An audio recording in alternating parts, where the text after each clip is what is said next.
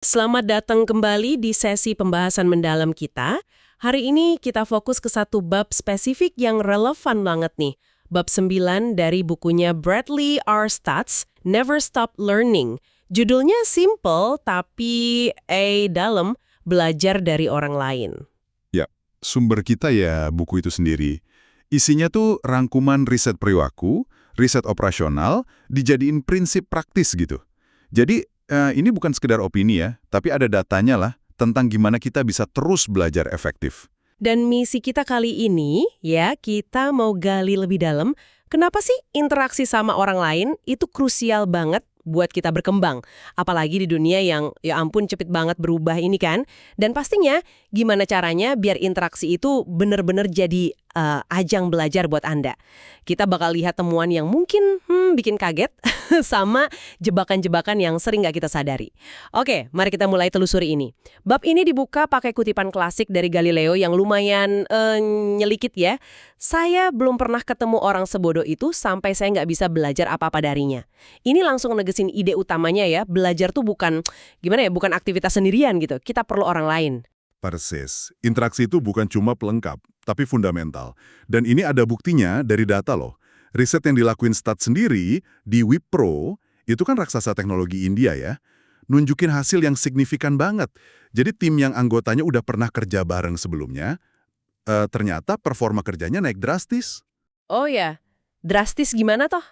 Penyimpangan anggaran proyeknya turun 30%, terus jumlah cacat produknya berkurang 19%. Wah, 30% sama 19% itu gede banget loh. Apa sih yang bikin tim yang udah kenal ini bisa seefektif itu? Cuma karena udah akrab aja gitu? Lebih dari sekedar akrab sih sebenarnya.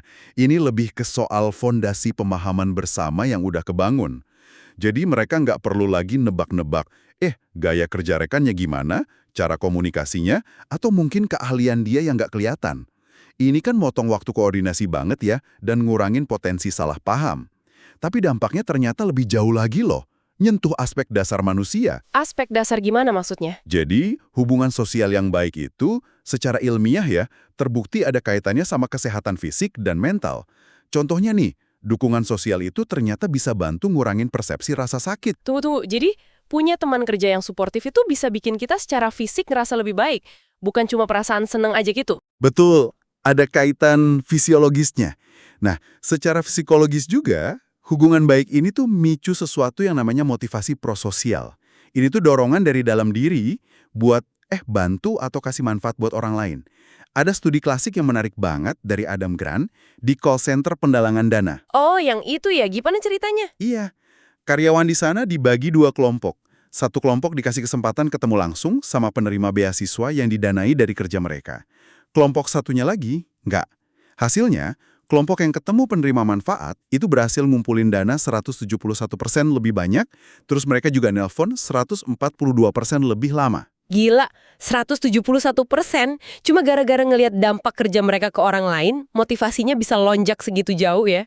Dan yang mungkin lebih ngejutin lagi nih, koneksi sama rekan kerja internal, orang yang mungkin tiap hari ketemu di kantor, dari departemen sebelah gitu, itu punya kekuatan dahsyat yang sering kita lupain.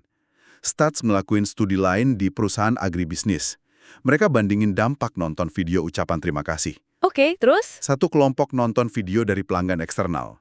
Kelompok lain nonton video dari rekan kerja internal yang bilang makasih atas bantuan mereka. Hasilnya, produktivitas kelompok yang nonton video dari rekan kerja internal naiknya lebih tinggi. Nah, ini dia nih, yang menurut saya menarik banget. Koneksi internal. Coba deh, Anda renungin bentar. Berapa kali sih interaksi sama rekan kerja sehari? Belasan, puluhan kali mungkin. Pertanyaannya, interaksi itu dilihat sebagai potensi emas buat belajar atau ya sekedar rutinitas koordinasi tugas sama basa-basi aja. Temuan ini nunjukin ada potensi gede banget yang kelewat di situ. Oke, jadi jelas ya hubungan sama keakraban itu penting buat efisiensi, buat motivasi. Tapi belajar dari orang lain tuh bukan cuma soal itu aja kan? Pasti ada aspek lain yang nggak kalah penting. Tepat sekali. Aspek lainnya itu soal akses ke pengetahuan yang beragam. Jadi, setiap orang di sekitar Anda itu bawa potongan informasi, pengalaman, cara pandang yang unik lah. Nah, ngabungin keberagaman ini tuh berharga banget. Ada risetnya Sriram Narayanan di kalangan programmer perangkat lunak misalnya, nunjukin kalau tim yang latar belakang pengalamannya beragam, itu punya pengetahuan kolektif yang lebih luas. Tim itu secara keseluruhan jadi lebih pinter gitu. Kayak nyatuan kepingan puzzle ya jadinya. Makin beragam kepingan yang kita punya, makin jelas gambaran gedenya. Dan keberagaman ini juga bisa micu kreativitas loh. Manuel Sosa neliti perusahaan software di Eropa. Dia nemuin kalau individu yang punya jaringan relasi sama orang-orang yang basis pengetahuannya beda, itu cenderung ngasilin ide kreatif lebih banyak.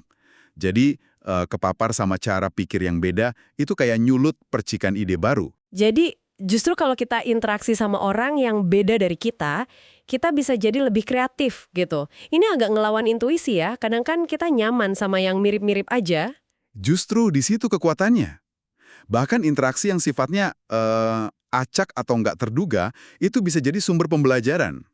Chris Liu ngamatin ini di lingkungan kayak lab riset MIT, bahkan di Kongres AS juga. Kadang perubahan fisik kecil, kayak pindah tempat duduk atau renovasi kantor, yang maksa orang interaksi sama kolega baru, itu bisa micu pertukaran pengetahuan nggak terduga yang ujung-ujungnya jadi ide atau tindakan baru. Slastin sendiri ngaku kok di buku ini, karya-karyanya yang paling inovatif itu sering lahir dari kolaborasi atau bahkan perdebatan sama orang-orang dari disiplin ilmu atau perspektif yang beda banget dari dia. Saya suka analogi puzzle tadi. Kalau kita cuma megang dan ngeliatin potongan puzzle kita doang, ya mana kita bakal tahu gambar utuhnya kayak apa. Kita perlu aktif ngeliat, nanya, nyoba nyambungin potongan puzzle punya orang lain. Nah, kalau manfaatnya segede itu, kenapa ya rasanya kok sulit banget gitu belajar dari orang lain di praktek sehari-hari? Buku ini ngidentifikasi beberapa tantangan nih, baik psikologis maupun struktural. Yang pertama itu namanya pengabaian koordinasi atau coordination neglect. Pengabaian koordinasi, maksudnya di mana tuh? Maksudnya, kita tuh cenderung ngeremehin seberapa gede porsi kolaborasi sama koordinasi yang dibutuhin dalam sebuah kerjaan. Kita terlalu fokus ke tugas individu kita, terus lupa kalau keberhasilan itu seringkali bergantung sama interaksi dan penyesuaian sama orang lain. Ada studi menarik nih pakai Lego dari Milkman, Fox, sama Schatz. Oh, studi Lego, gimana tuh? Peserta diminta nebak waktu yang dibutuhin tim, ada yang 2 orang, ada yang 4 orang, buat ngerakit figur Lego. Kebanyakan orang mikirnya tim 4 orang bakal jauh lebih cepat. Kenapa? Karena mereka fokus ke pembagian tugasnya.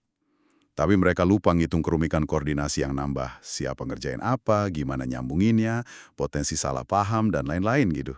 Oke, jadi kita seringkali terlalu nyederhanain proses kerjasama ya, apalagi buat kerjaan yang lebih kompleks dari sekedar ngerakit Lego.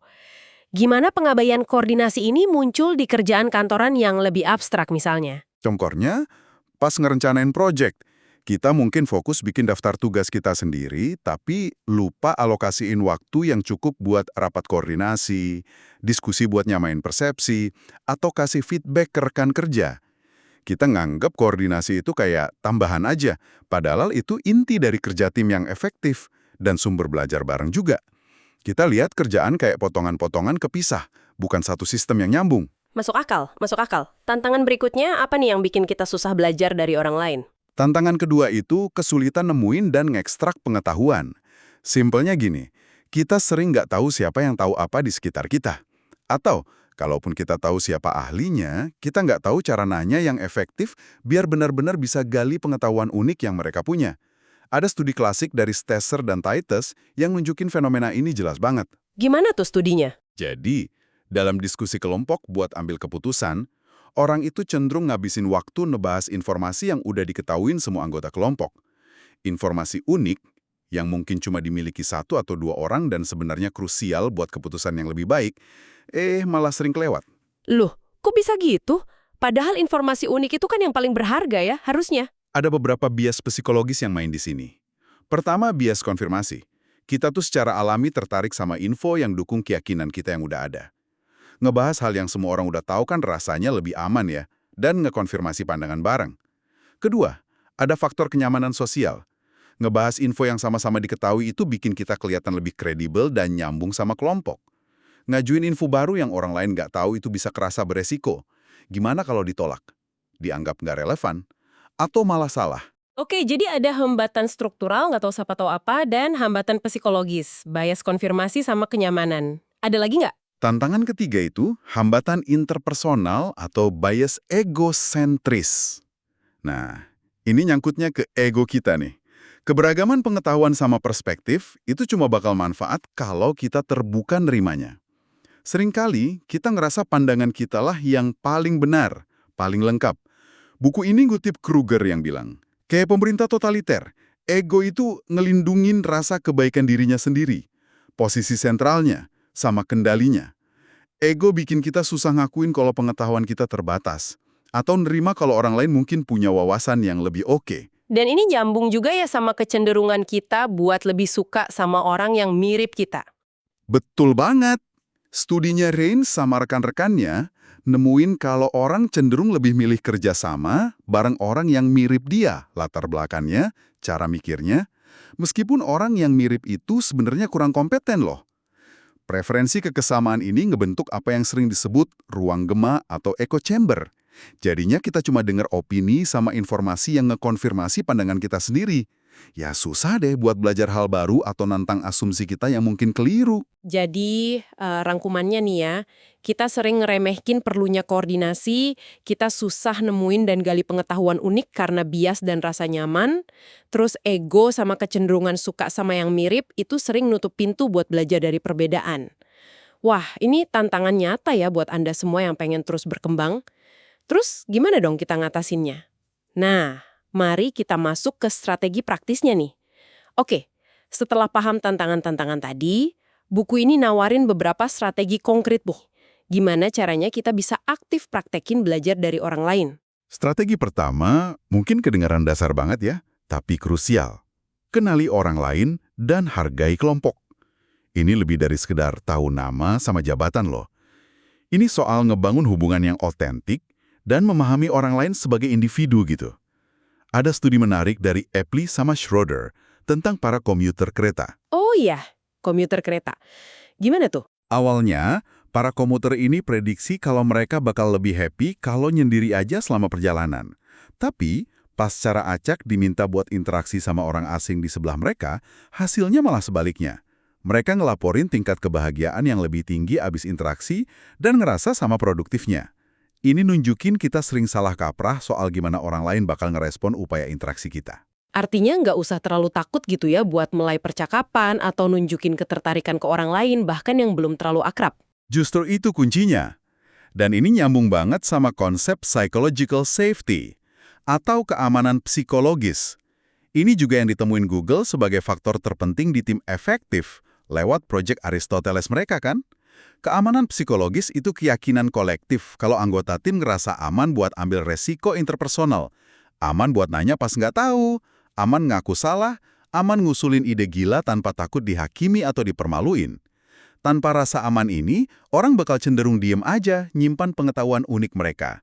Stoch juga nambahin catatan personal kalau motivasi sama pembelajarannya dia tuh naik pas kerja sama orang-orang yang dia peduliin dan ngerasa punya identitas bareng. Ini ide praktis nih yang bisa Anda coba minggu ini.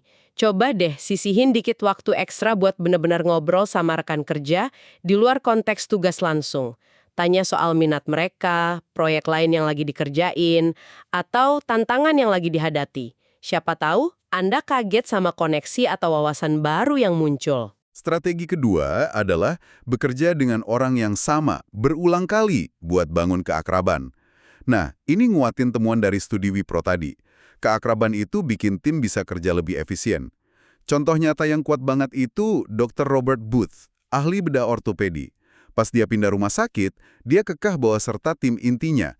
Bukan cuma sesama dokter bedah ya, tapi juga perawat instrumen, petugas sterilisasi, dan lain-lain. Kenapa? Karena dia sadar betul, tim yang udah saling kenal dan terkoordinasi baik itu kunci buat terus belajar dan perbaiki proses operasi yang kompleks. Ini kontras banget sama keluhan ahli bedah lain yang timnya sering ganti, jadi susah bangun ritme dan belajar bareng. Apa aja sih keuntungan spesifik dari tim yang udah akrab ini menurut riset? Apa yang disebut Transactive Memory System, atau TMS. Ini bukan memori komputer ya, tapi semacam peta mental kolektif tentang siapa yang ahli dalam apa di dalam tim. TMS. Bisa kasih contoh nggak dalam konteks kerja sehari-hari? Tentu. Misalnya nih, Anda lagi ngerjain proposal, terus butuh data penjualan historis yang spesifik. Anda mungkin nggak ingat detail datanya, tapi Anda tahu persis siapa di tim Anda yang paling jago soal data historis. Sebut aja si A. Sementara kalau Anda butuh riset pasar kompetitor terbaru, Anda tahu harus nanya ke si B. Nah, itulah TMS. Anda nggak perlu tahu segalanya, tapi Anda tahu siapa ahli internal buat tiap topik. Ini efisien banget. Ketiga, tim yang akrab itu lebih tangguh ngadapin perubahan. Kepercayaan yang udah kebangun bikin anggota tim lebih berani bagi info krusial dan ambil resiko yang perlu buat adaptasi. Tapi ada kekhawatiran juga kan, apa keakraban yang kelamaan gitu justru bisa bikin tim jadi jumut, kurang inovatif, atau terlalu nyaman sama cara lama? Itu pertanyaan valid banget.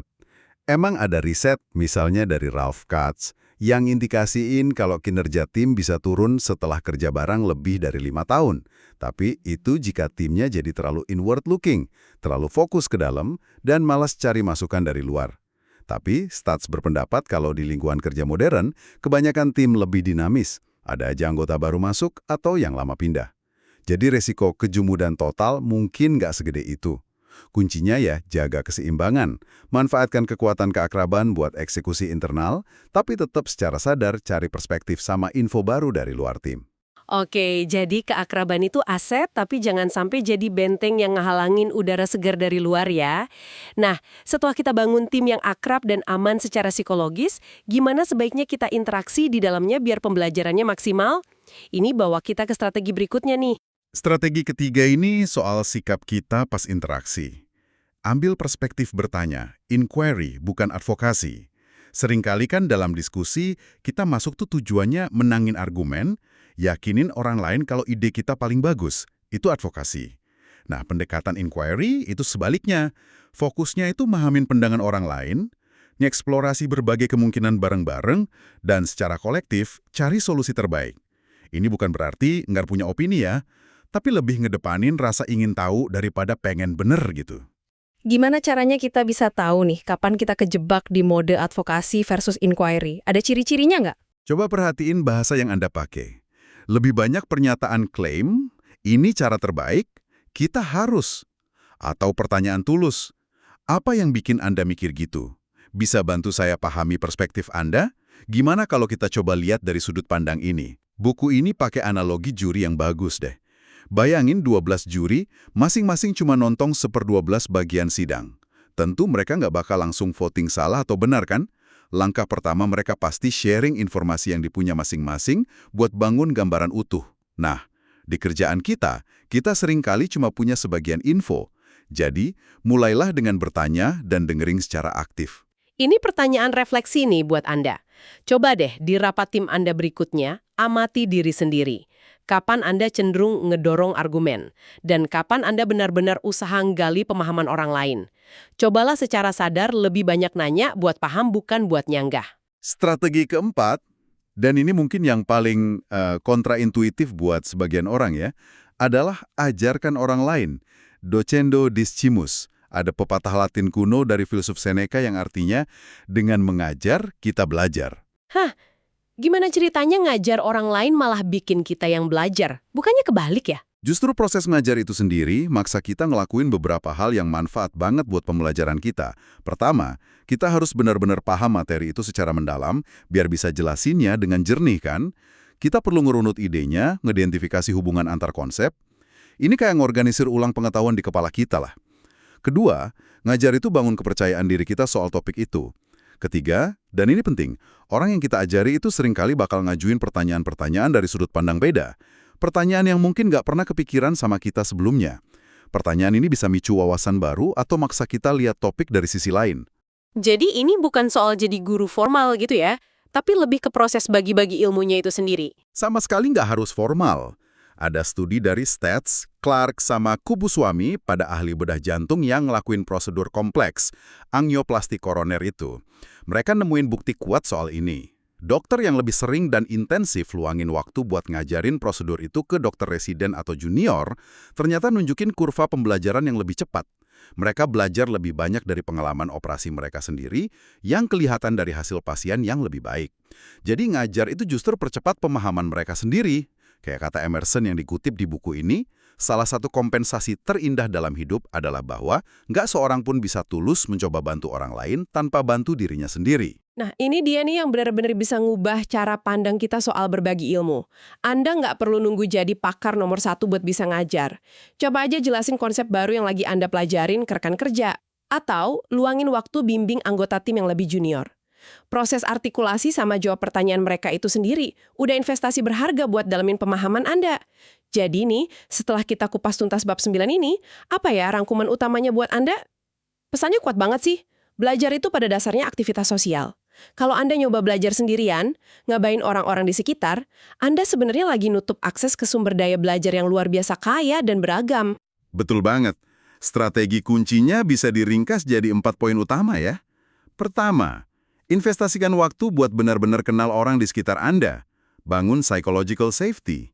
Kedua, kalau bisa, usahain kerja di tim yang stabil buat bangun keakraban sama transactive memory system yang efisien, tapi tetap juga buka diri sama dunia luar. Ketiga, di tiap interaksi, prioritasin sikap inquiry, rasa ingin tahu dan nanya di atas advocacy, ngedorong agenda sendiri. Dan keempat, jangan pernah ragu buat bagi pengetahuan dan ngajarin apa yang Anda bisa ke orang lain. Karena itu salah satu cara belajar terbaik. Serius deh. Seorang yang mungkin jarang Anda ajak diskusi mendalam soal ide atau kerjaan. Nah, gimana kalau minggu ini Anda coba secara proaktif ngundang orang itu buat ngobrol santai bentar, mungkin 15-20 menit sambil ngopi gitu, dengan niat tulus buat belajar sesuatu yang spesifik dari dia. Tanyain sesuatu yang ada di luar zona nyaman percakapan Anda biasanya, cobalah sengaja melangkah keluar dari ruang gema Anda sejenak. Siapa tahu kan Anda malah nemu kepingan puzzle berharga yang selama ini Anda cari.